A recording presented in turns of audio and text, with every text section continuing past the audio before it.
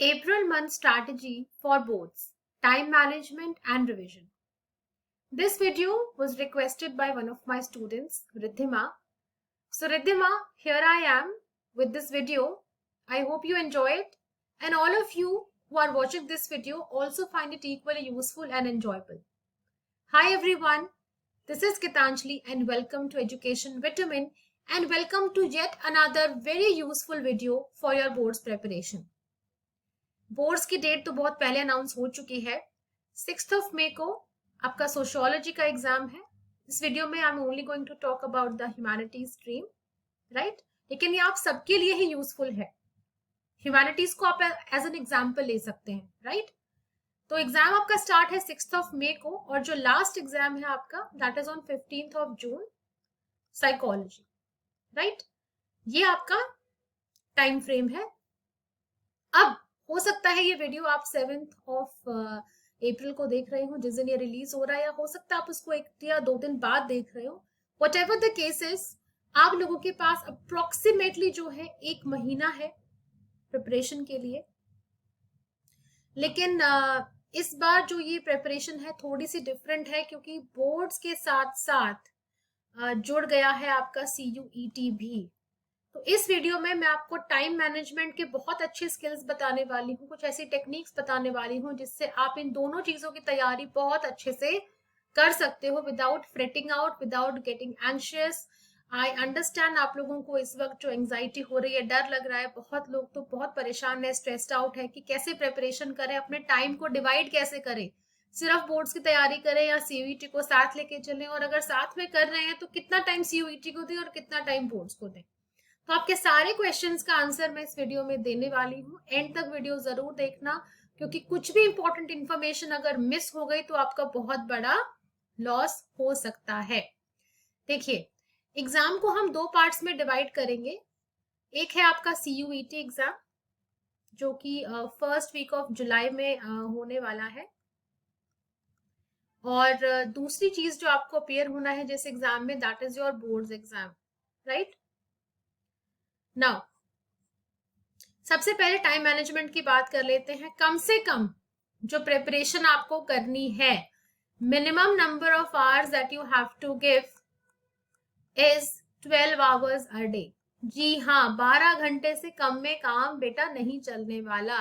अगर सोच रहे हो कि 2-3 घंटे पढ़ाई करके दोनों की तैयारी कर लोगे तो बहुत बड़े गलत फहमी में हो, उससे बाहर आ जाओ। इन 12 आवर्स को आपको कैसे डिवाइड करना है अब ये देख लो। 4-4 घंटे के लिए आपको कोई भी अपने 2 सब्जेक्ट्स पढ़ने हैं टर्म 2 एग्जाम के लिए, ठीक है? ये 2 सब्जेक्ट्स कोई भी हो सकते हैं, कोई भी कॉम्बिनेशन आप चूज कर सकते हो। एक दिन सोशो साइको पढ़ लिया, एक दिन हिस्ट्री और ज्योग्राफी पढ़ लिया, जो भी सब्जेक्ट्स आपके पास हैं आप उनको पढ़ सकते हो। इसके अलावा 2 घंटे के लिए you have to prepare your term 1 paper. जी हाँ, जो टर्म 1 का सिलेबस है आपका, क्योंकि देखो अभी तक कोई क्लैरिटी नहीं आई है कि सिर्फ टर्म 2 आने वाला है या टर्म 1 भी आएगा। Most probably the entire syllabus is coming, तो आपको यही सोच के प्रिपरेशन करनी है। टर्म 1 का जो सिलेबस है आपको वो उस सब्जेक्ट का कवर करना है उस दिन का। And 2 hours you need to devote towards your aptitude exam, क्योंकि जो लोग DU की प्रिपरेशन कर रहे हैं, एप्टीट्यूड एग्जाम उनके लिए कंपलसरी है, जिसमें आपका मैथ्स, रीजनिंग, GK ये सब आने वाला है। तो इसको आप 2 घंटे एवरीडे डिवोट करोगे ही करोगे। जहां तक बात करें लैंग्वेज की, अब आप बोलोगे मैम CUET में तो लैंग्वेज भी है, तो लैंग्वेज की प्रिपरेशन मैं मान के चल रही हूँ कि आप लोग इंग्लिश को ही चूज करने वाले हो CUET में।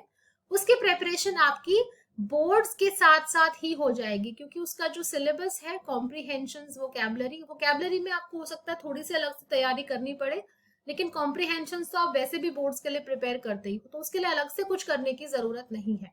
डोमेन सब्जेक्ट आपका यहाँ से प्रिपेयर हो गया और एप्टीट्यूड आप डेली बेसिस पे कर ही रहे हो। बहुत ही इफेक्टिव स्ट्रैटेजी है, आज से ही इसको अप्लाई करना शुरू कर दो अगर तुम लोगों ने CUET की तैयारी शुरू नहीं की है। आई एम श्योर आप में से काफी लोग तो ऑलरेडी कोचिंग ले रहे होंगे, you must have already started with your preparation.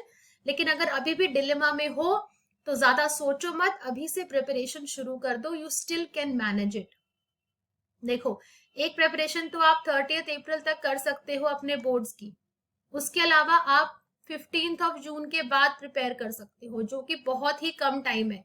Hardly you will get 15 days to prepare for your CUET exam, ठीक है। और एक टाइम फ्रेम आपको मिलेगा अपने एग्जाम से पहले जो प्रेपरेटरी लीव है, राइट, यहाँ पे आप प्रिपेयर कर सकते हो, जो 5-6 दिन आपको मिलेंगे, again depending on your subject, right.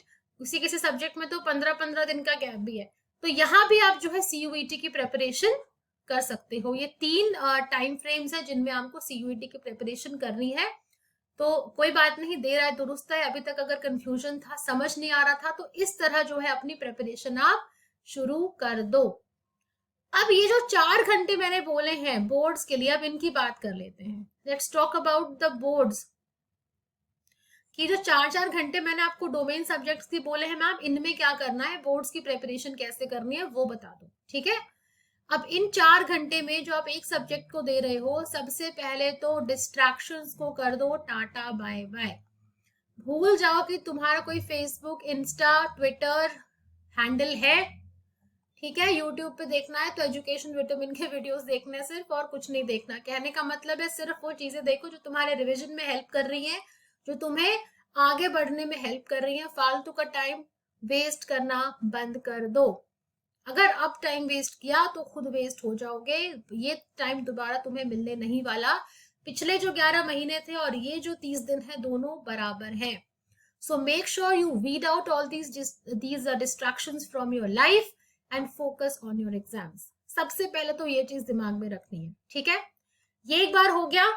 दूसरी चीज जो तुम्हें करनी है वो है अपने सिलेबस को अपनी नजरों के सामने रखना है। जी हाँ, वो 4 घंटे में जो भी सब्जेक्ट तुम पढ़ रहे हो, मान लो आज तुमने सोशियोलॉजी शुरू किया है, सोशियोलॉजी का पूरा जो सिलेबस है वो तुम्हारे आंखों के सामने होना चाहिए।